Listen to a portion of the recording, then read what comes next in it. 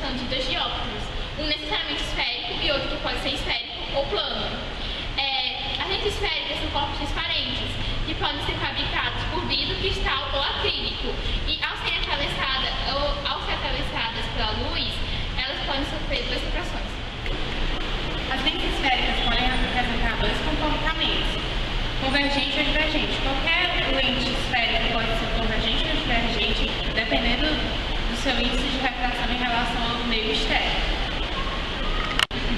No primeiro caso, você vai ver que os raios de luz que estão incidindo paralelamente na lente, eles refratam em direções que convergem para o mesmo ponto. No segundo caso, os raios entrando paralelamente na lente, eles refratam em direções que divergem para o mesmo ponto. As lentes elas são separadas em dois grandes grupos, de borda fina e borda grossa. Borda fina, nós temos a biconvexa, a plano-convexa e a côncavo-convexa. De borda grossa, nós temos a bicôncava, a plano-côncava e a convexa-côncava. Todo raio luminoso que incide diretamente no centro óptico, ele refrata sem sofrer desvio. Já quando esse raio luminoso incide paralelamente ao eixo principal, ele refrata-se alinhado com o foco principal. Todo raio luminoso que incide alinhado com o foco principal, objeto F, refrata-se paralelamente ao eixo principal. Todo raio luminoso que incide alinhado com o ponto antiprincipal, objeto A, refrata-se alinhado com o ponto antiprincipal, imagem A'. Convergência, definida como universidade de distância focal, é a grandeza física que quantifica a capacidade que a gente tem de desviar os raios luminosos. Espelhos, prismas e lentes esféricas podem, quando combinados adequadamente, constituir instrumentos ópticos para diversos fins. Esses instrumentos ópticos podem ser classificados entre instrumentos de observação e instrumentos de projeção. Caracteriza-se por formar uma imagem fina e real, que é projetada em uma tela ou um anteparo fotossensível. A esse grupo pertencem as câmeras fotográficas, as filmadoras e os projetores. Distingue-se por formar imagem final real virtual, que serve de objeto real para o observador, cujo globo ocular associa-se ao instrumento.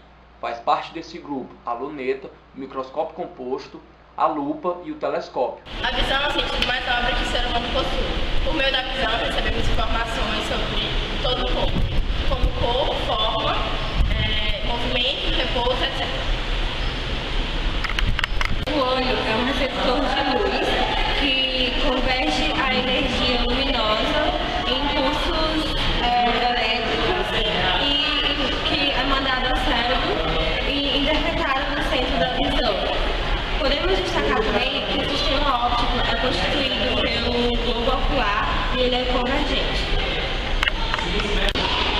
A pupila gravou o fluxo luminoso que adentra ao globo ocular, protegendo a retina contra eventuais ofuscamentos. Essa propriedade de se adaptar à luminosidade do ambiente chama-se adaptação visual. Para que as imagens conjugadas pelo sistema óptico do nosso olho sejam nítidas, elas devem se formar sobre a retina, cuja distância em relação ao cristalino é constante. De acordo com a equação dos pontos conjugados com P' constante e a variância de P, implica-se que F é variante. Então, o cristalino tem sua distância focal variável de acordo com as variações da distância do objeto ao olho.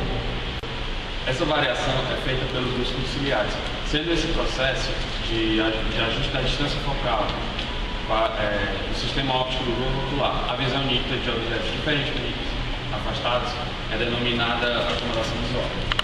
A acomodação visual permite ao globo ocular a conjugação de imagens nítidas para objetos situados dentro de certo intervalo de tempo da reta visual. É o chamado de intervalo de acomodação e estende-se entre o ponto próximo e remoto. Ponto remoto é o ponto objeto para o qual a vista conjuga a imagem nítida sem nenhum esforço. Nesse caso, os músculos ciliares mostram-se relaxados e o cristalino assume máxima distância focal. Ponto próximo é o ponto objeto para o qual a vista conjuga a imagem nítida com o máximo esforço de acomodação. Nesse caso, os músculos ciliares mostram-se contraídos e o cristalino assume mínima distância focal. O efeito consiste em um alongamento do globo ocular na direção anteroposterior. O ponto remoto do olho míope é real, ou seja, o olho não acomoda a visão para objetos impróprios. como o olho normal. Ao visar um objeto no infinito, o olho míope conjuga uma imagem real situada antes da retina, que geralmente é desfocada. Para corrigir esse problema, recomenda-se usar lentes divergentes, que diminuem a divergência do sistema ocular. O defeito consiste em um encurtamento do globo ocular. Na hipermetropia, o problema não se reside na observação de objetos muito afastados, mas sim na observação de objetos próximos. O ponto próximo do olho, o hipermetrópio, situa-se mais distante do olho que o ponto próximo do olho normal. A correção é feita com o uso de lentes convergentes, que aumenta a divergência do sistema ocular. O defeito consiste no enrijecimento dos músculos ciliares, o que ocorre com a evolução ao evoluir da idade. E é comum as pessoas com idade superior a 40 anos ter dificuldade de ver longe e ver perto.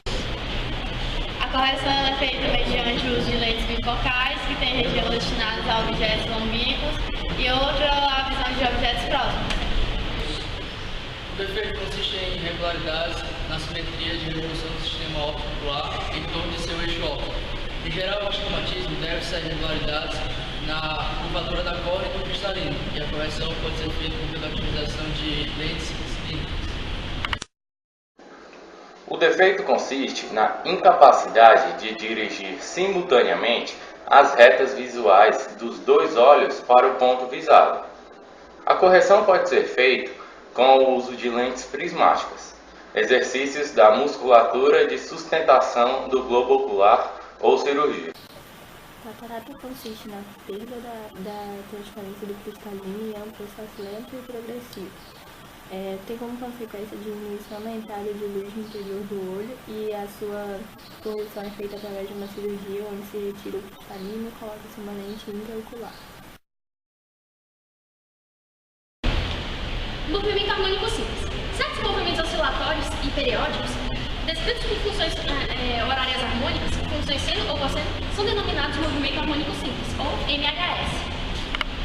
O MHS é um movimento periódico onde a velocidade e a aceleração são variáveis. A força gerada ela se dá por meio de forças restauradoras. O movimento é periódico quando a posição, velocidade e aceleração do móvel repetem-se em intervalos de tempo iguais. O intervalo de tempo necessário para que ocorra a repetição é denominado período de movimento. Outra grandeza a se destacar no movimento periódico é a sua frequência, que corresponde ao número de vezes que esse movimento se repete na unidade de tempo.